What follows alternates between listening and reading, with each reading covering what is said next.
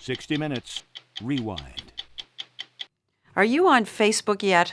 The site is up to 60 million users so far, with a projection of 200 million by the end of the year. If you're not on Facebook, here's how it works. You set up a profile page with details about yourself, and then decide who gets to see it. Friends use their pages to share personal news, exchange photos, team up on political causes, or just play long-distance Scrabble. It can be a useful tool or an addictive waste of time. Either way, Facebook is having a dramatic impact on the World Wide Web, and it's estimated to be worth $15 billion. Sitting atop this growing company, directing an internet revolution, is a young, geeky computer programmer who created the site only 4 years ago. This is the face of Facebook, Mark Zuckerberg, the mogul who's guiding its extraordinary growth. What everyone wants to know is he old enough to be running a company some people say is the biggest thing since Google? Tell everyone how old you are. I'm 23 right now. So, and you're running this huge company. Well, it's not that 23. Big.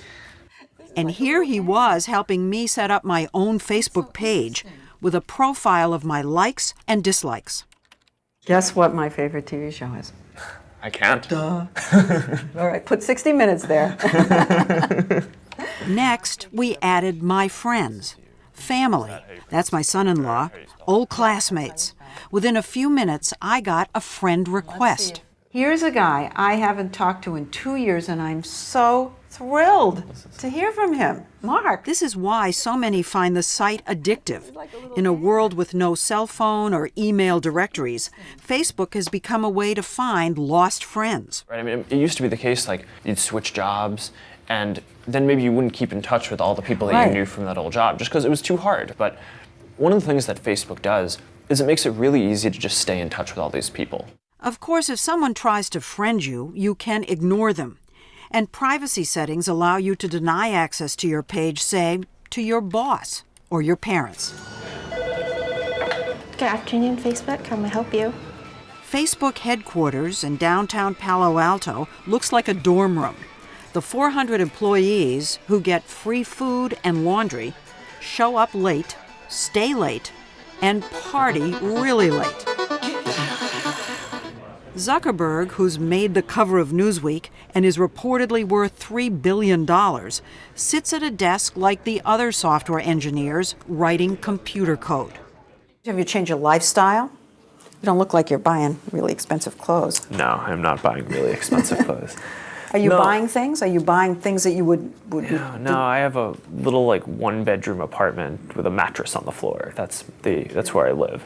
It's almost like a Disney movie. Right. 23-year-old kid takes over a major company. Right. Kara Swisher, who used to write about Silicon Valley for the Wall Street Journal and now has a blog, All Things Digital, has called him the toddler CEO. What do you think it's done to him as a person to be 23 years old? I think it's hard. I think when all of a sudden you're the smartest person in the world and you're the meal ticket for everybody, and this is the big hit. This is the new Google at this point. And so Mark is under a lot of pressure because everybody wants something from him. Like the founders of Google, Larry Page and Sergey Brin, Mark Zuckerberg is looked up to in Silicon Valley as a visionary. You seem to be replacing Larry and Sergey as the people out here who everyone's talking about. You're just staring at me. Is that a question? Yeah. We were warned that he can be awkward and reluctant to talk about himself. So we turned for help to his Facebook page, which says he's a Harvard alum. You're not a Harvard alum. That's true. We don't have a setting for dropout, so... He dropped out of Harvard in 2004, where he was intending to study psychology. His mom is a psychiatrist. Here she is on Facebook. His dad's a dentist. Mark was a computer whiz early on, writing software in 6th grade. In his second year at Harvard, he built a site where students could rate or berate the looks of classmates through ID photos he lifted off Harvard's computers. You got into deep trouble from this little prank. Yeah. Well, Harvard was just not happy that I was using their images and... Yeah, well, they said you hacked. Mm-hmm. Did they punish you? Yeah, it was put on some sort of, I don't know, what do you call it? Probation? Sure. Soon thereafter, he and his two roommates created an online version of the Harvard Student Directory where kids could message each other. They called it the Facebook and launched it from their dorm room. Within 4 months, they had expanded to 40 colleges and over the summer moved to Palo Alto. But Mark had done code writing for some upperclassmen with a similar idea, and they have filed a lawsuit. 3 Harvard students are suing you, claiming that you stole their idea for Facebook.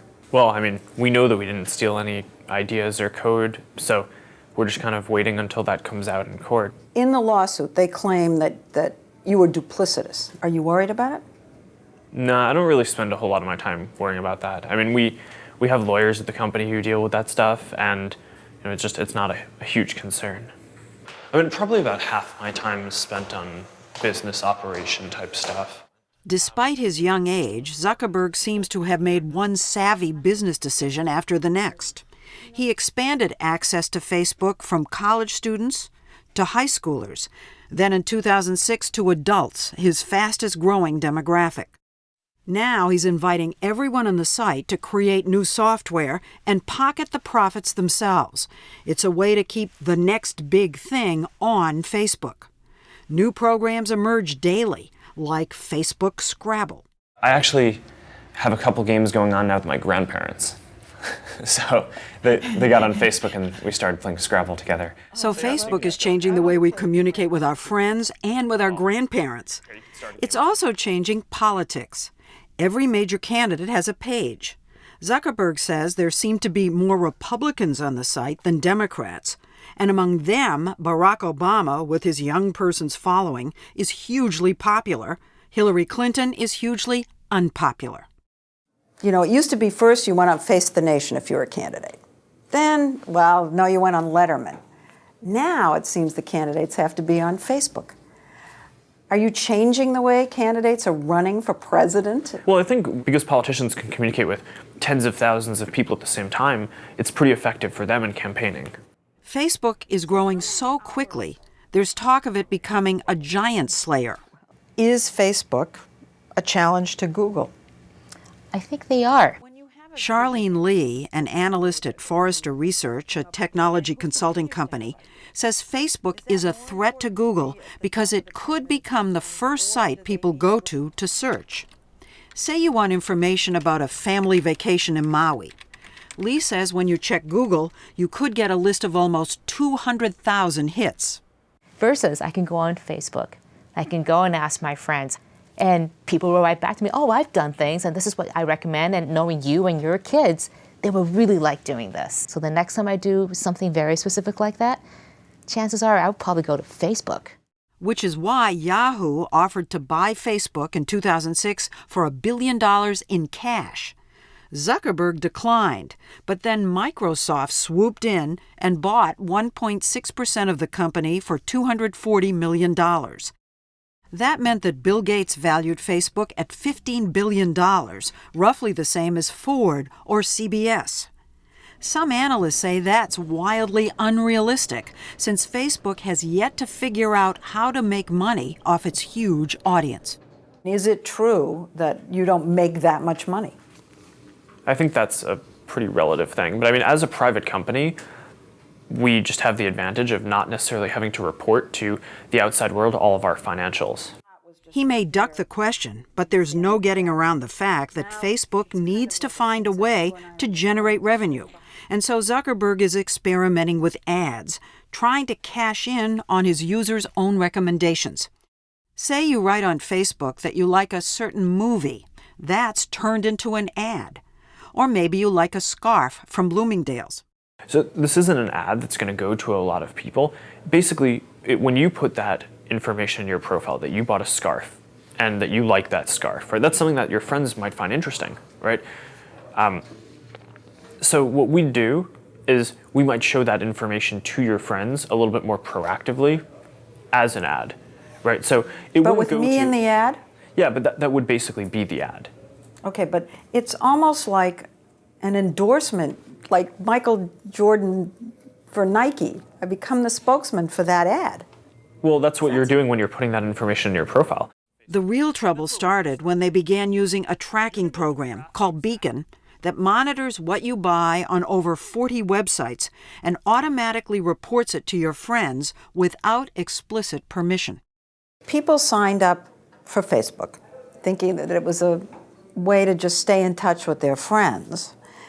And now some of them feel that there's some snooping going on. Is there any concern you're turning Facebook into something much more commercial?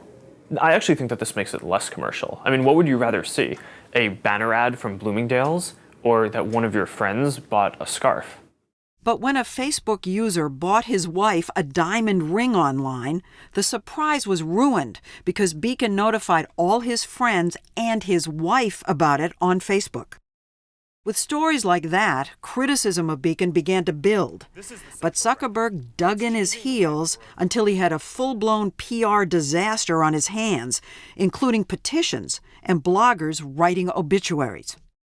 Well, I guess this shows how difficult it is for a company like yours to make money through advertising and protect people's real privacy and their sense of privacy.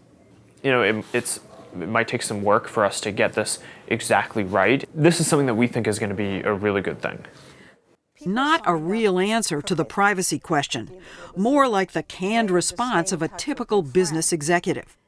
There have to be ads either way because we have to make money. I mean, we have 400 employees and, we have to support all that and make a profit. But 3 big advertisers threatened to pull out, and Zuckerberg was forced to relent. He agreed to amend Beacon, making it easier for users to turn it off, and he apologized. The story will continue after this. So do you think that Mark failed as a leader in the Beacon Absolutely. fiasco? Yes, What do you want to call it? leader. What were his mistakes? His mistake was doing it. Doing it. Doing it, period. His mistake was not explaining it to people. His mistake was not backing off very quickly when it was clear that it was a problem. I just feel like you see some of these mistakes they're making very early on, and you worry where the judgment is. Is he a good CEO? I don't know. I think he's very young. But those around Zuckerberg say he is learning fast. He might still wear a hoodie and no socks, but he's becoming a suit as he ponders whether to take his company public this year. This would be a good place to announce that. I think what I can announce is that it is highly unlikely that we will go public in 2008. When going public makes sense to do, we'll do that, and maybe that's 2 years out, maybe it's 3 years out. Do you think that your age is an asset or a liability? I mean, there's probably a little bit of both, right? I mean, there are definitely elements of experience and stuff that someone who's my age wouldn't have, but there are also things that I can do that other people wouldn't necessarily be able to.